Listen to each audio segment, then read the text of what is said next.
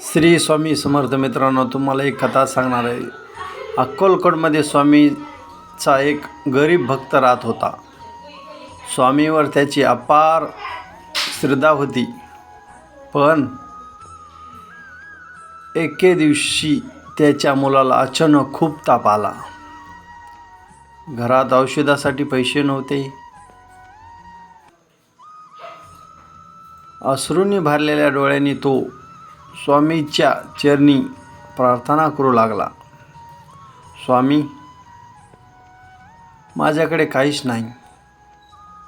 आता माझ्या मुलाची जबाबदारी तुम्हीच घ्या. मग त्या रात्री त्याला स्वप्नात स्वामीचे दर्शन झाले. स्वामी म्हणाले, भिवू नकोस, मी तुझ्या पाठीशी आहे. सकाळी भक्त जागा झाला आणि पाहतो तर काय,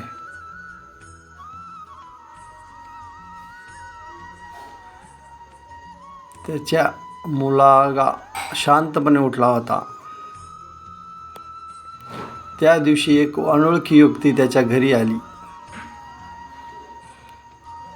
त्याच्या हातात औषधे आणि काही पैसे होते.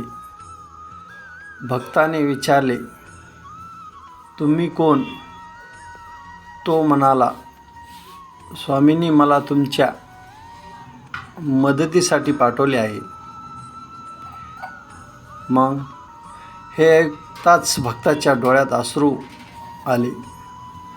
त्याला जाणवले, स्वामी आपल्या भक्ताला कधीच एकटं सोडत नाहीत. म्हणूनच म्हणतात, भिवू नकोस, मी तुझ्या पाठीशी आहे.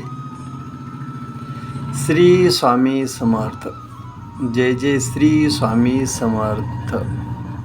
जय जय श्री स्वामी समर्थ.